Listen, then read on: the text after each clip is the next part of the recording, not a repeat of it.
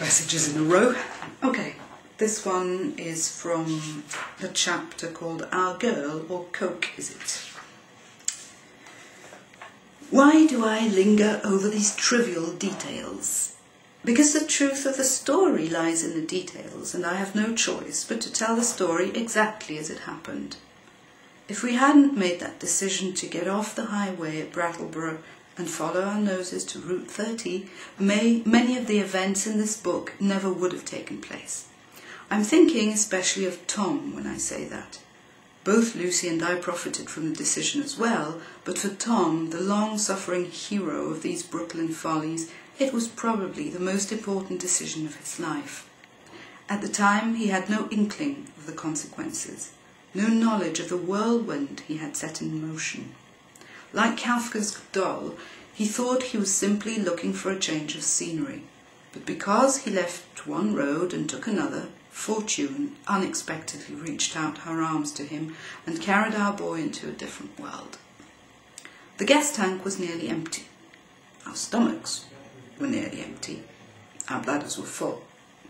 About 15 or 20 miles northwest of Brattleboro, we stopped for lunch at a crummy roadside restaurant called Dot's Food and Gas, as the highway signs aptly put it, and that was the order in which we chose to fulfill our needs. Food and gas at Dot's, and then more gas at the Chevron station across the road.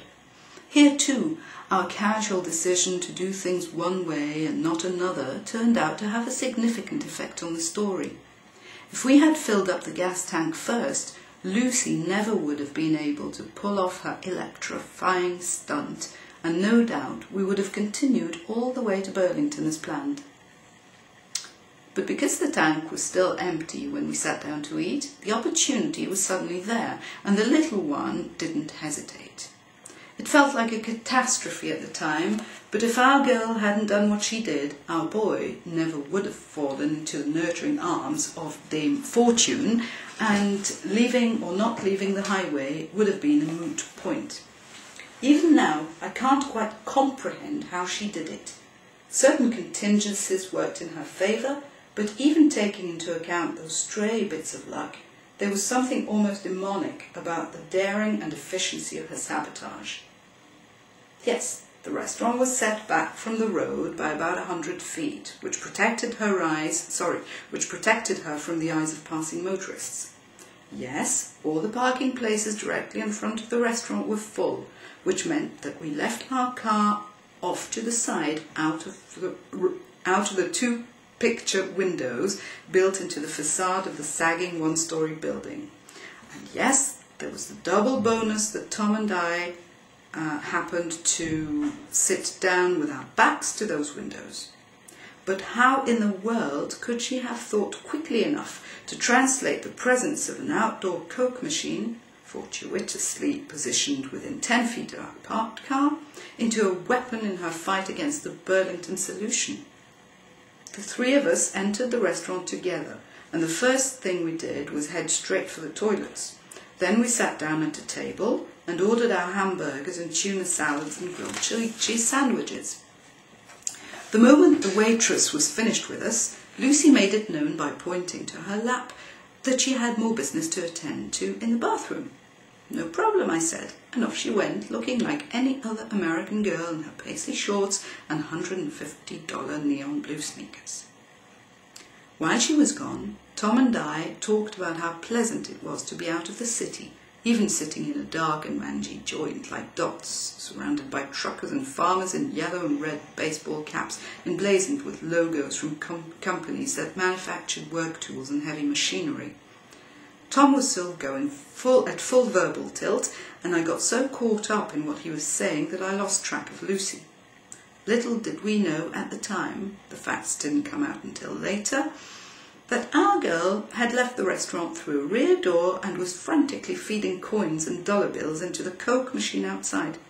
She bought at least 20 cans of that gooey, sugar-laden concoction, and one by one she poured the entire contents of each can into the gas tank of my once healthy Oldsmobile Cutlass. How could she have known that sugar was a deadly poison to internal combustion engines? How could the brat have been so damn clever? Not only did she bring our journey to an abrupt and conclusive halt, but she managed to do it in record time. 5 minutes would be my guess, 7 at the most. However long it was, we were still waiting for our food when she returned to the table. She was suddenly full of smiles again, and how could I have guessed the cause of her happiness? If I had bothered to think about it all, I would have assumed it was because she had taken a good shit. Not finished.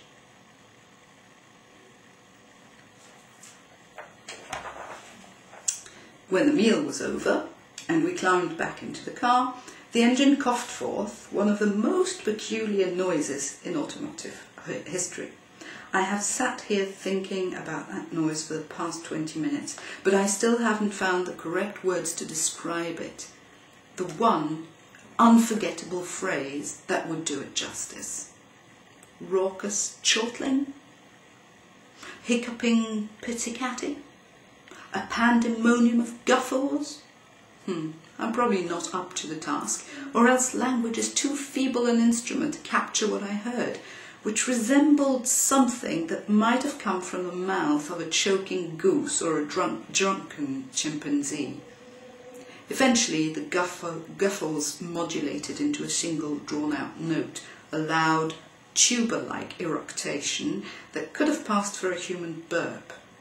Not exactly the belch of a satisfied beer drinker, but a sound that recalled the slow, agonizing rumble of indigestion. A basso discharge of air seeping from the throat of a man afflicted with terminal heartburn.